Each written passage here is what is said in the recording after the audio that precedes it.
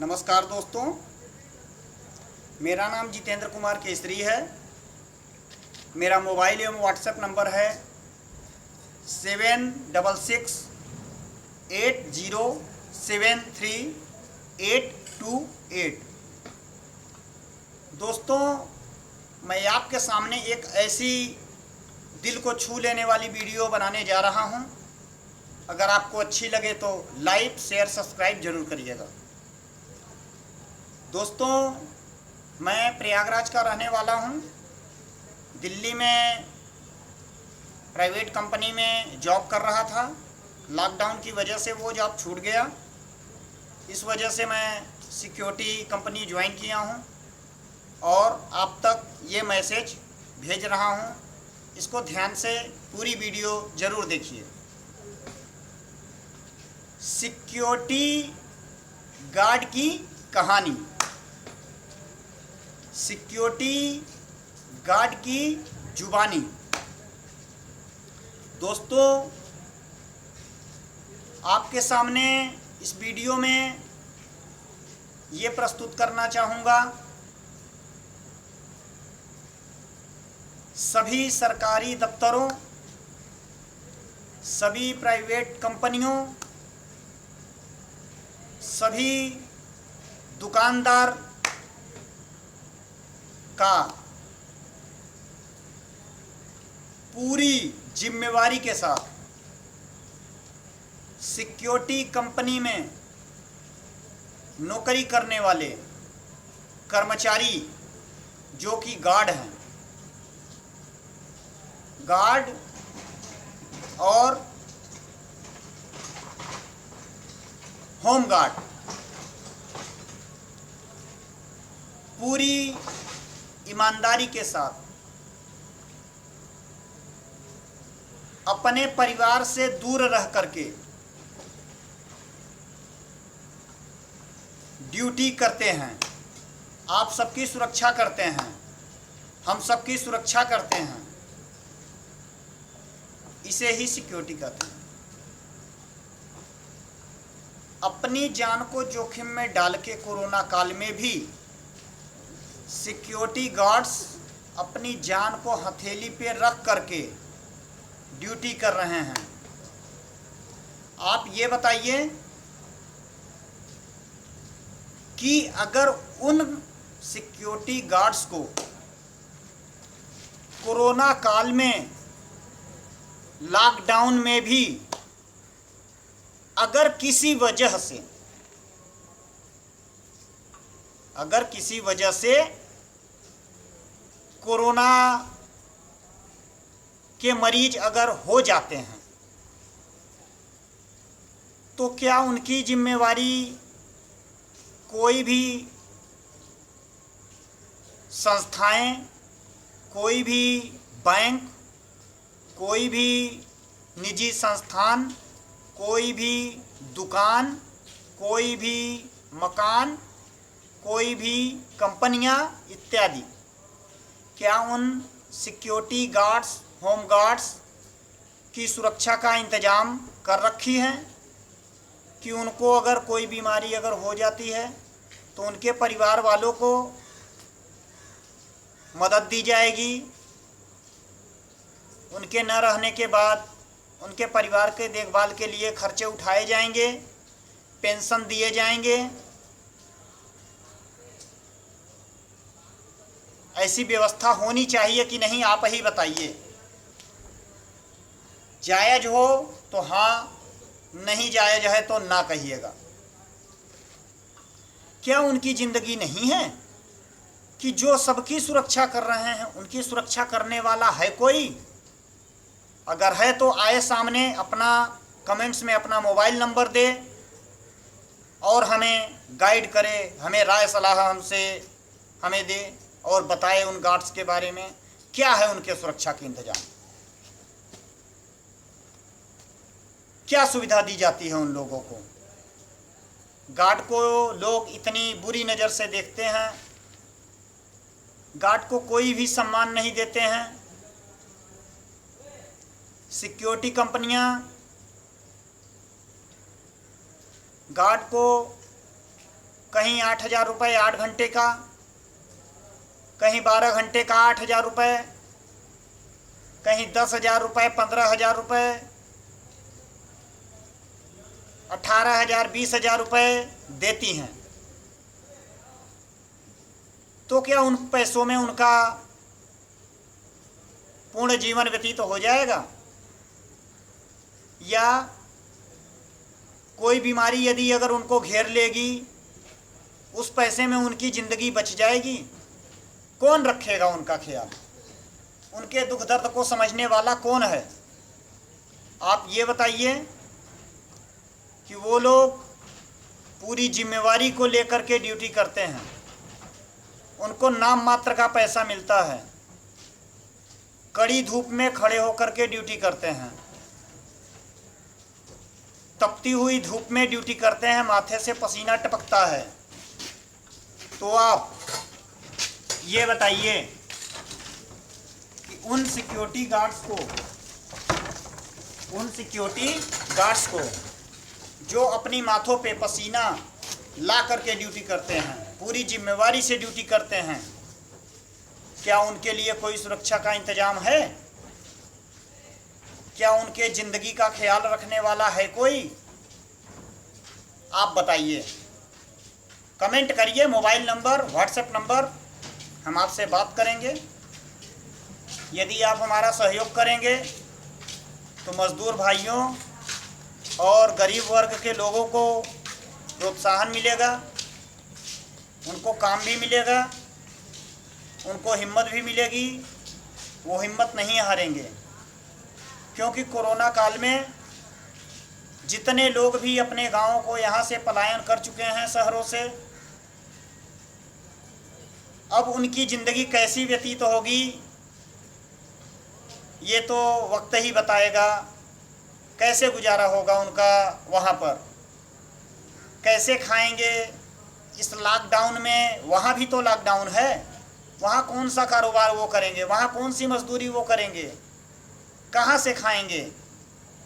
कैसे जीवन व्यतीत करेंगे? लॉकडाउन में शहरों में जब ये हाल हो गया है मज़दूरों का, तो गांव जाकर क्या हाल हुआ होगा और आगे क्या स्थिति होगी? शहरों में दुकान सभी बंद हैं, जो शहरों में मज़दूर अभी रह गए हैं। शहरों में भी दुकान फिर से लॉकडाउन होने पर फिर से बंद हो चुका है। कुछ दुकानें और भी 15 तारीख से बंद होने जा रहे हैं। अभी महीना भर दुकान भी नहीं खुला, फिर से बंद होने जा रहे हैं। पैसा अभी अप्रैल और मई का मज़दूरों को मिला नहीं है। डेली कमाने खाने वाले जो लोग थे उनकी स्थिति भी एकदम बेकार हो गई है। कैसे गुजारा होगा सबका ये तो ऊपर वाला ही जाने। बड़े बड़े कंपनियों के लोग, बड़े बड़े व्यापारियां, बड़े बड़े दुकानदार बहुत धन रखे हुए हैं, बहुत पैसा रखे हुए हैं। किस काम का वो धन जो कि अपने देश के लोग भूखा सोएं, जो कि अपने देश के लोग रोते रहें। मकान मालिक का हालात ये है, किराया के लिए बार बार टोकते रहते हैं, जरा सा भी रहम नाम का चीज़ नहीं है। किराया दे दो, किराया दे दो, किराया दे दो। उनको ये नहीं पता है कि अगर मेरा मकान खाली हो गया, दिल्ली, मुंबई और अन्य बड़े शहरों से लोग पलायन करते जा रहे हैं गांव में, काम कोई है नहीं, नौकरी कोई है नहीं। अगर इसी तरह से सब लोग पलायन करते जाएंगे, कमरा खाली होने के बाद कौन कमरा लेने वाला होगा? किराए पे लेने वाला मकान कौन आगे आएगा? खाली हो गया तो फिर जल्दी नहीं उठ सकता कमरा।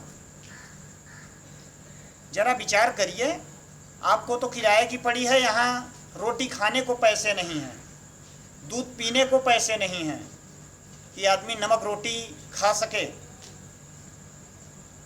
बहुत ही दयनीय स्थिति हो गई है सबकी, मजदूर वर्गों की, गरीब वर्गों के लोगों की, सिक्योरिटी गार्ड्स की और अन्य गरीब भाइयों की,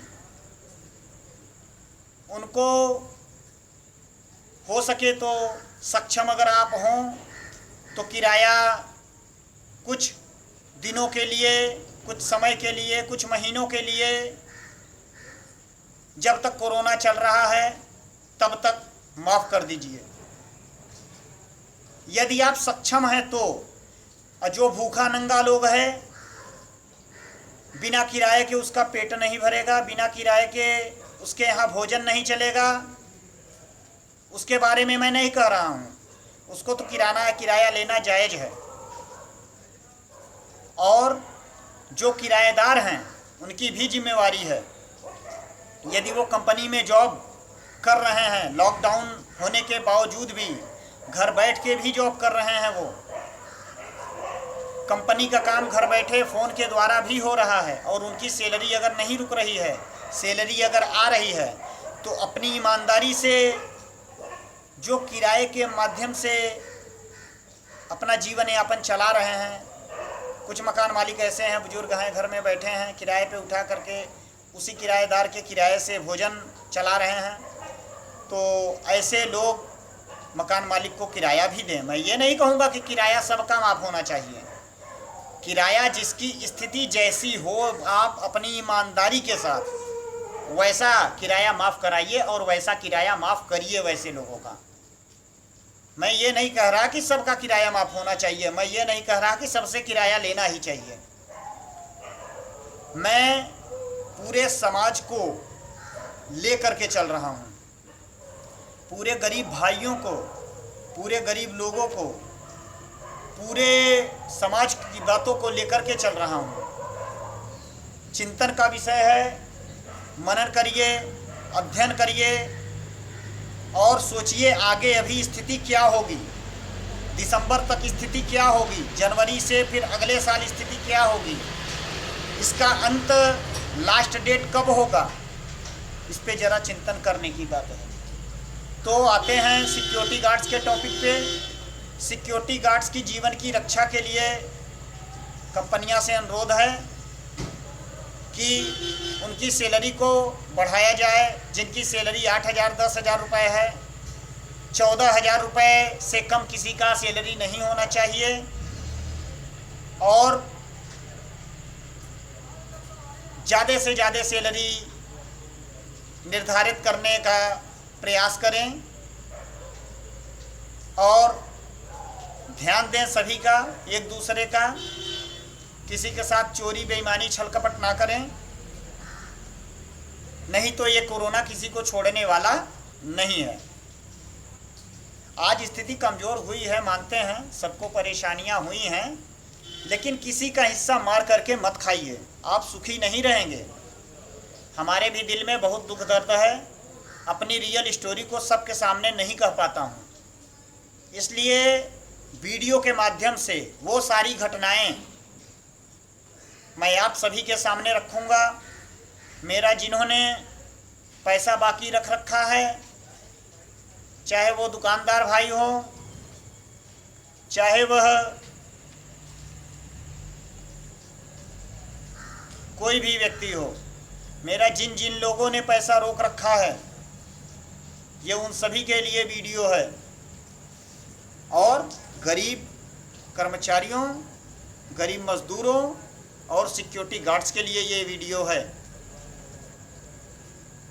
मैं अपनी सारी जीवन की परेशानियों, जीवन की दुख दर्द भरी कहानियों को, रियल स्टोरी को आपके सामने रखूँगा, फिल्म बागबान की तरह। और आप सभी लोग इस वीडियो को देखिए और मेरे मोबाइल एवं व्हाट्सएप पे संपर्क करिए। मेरा मोबाइल एवं व्हाट्सएप नंबर है 7668073828। तो तपती धूप में जो ड्यूटी करते हैं वो है सिक्योरिटी गार्ड्स। लॉकडाउन कोरोना काल में जो आपकी सुरक्षा करते हैं वो हैं सिक्योरिटी गार्ड्स। हमारी सरकार से यही अनुरोध है कि उनके लिए भी कुछ व्यवस्था करें, उनके लिए भी कुछ नियम कानून बनाएं, ताकि उनकी ज़िंदगी भी अच्छे से कट जाए। लोग अपने गांव से बाहर आकर के सिक्योरिटी गार्ड्स की नौकरी कर रहे हैं, अन्य कार्य कर रहे हैं।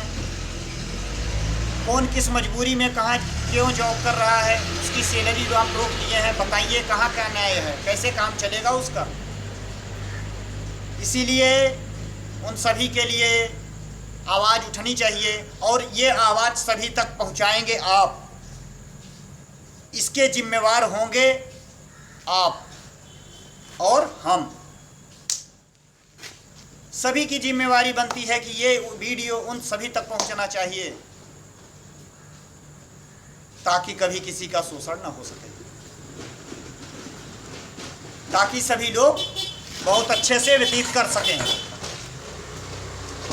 इसीलिए आप सभी से अनुरोध है कि हमेशा सबका सम्मान करें, सबका कल्याण करें, सबका साथ सबका विकास। जय हिंद, जय भारत, नमस्कार।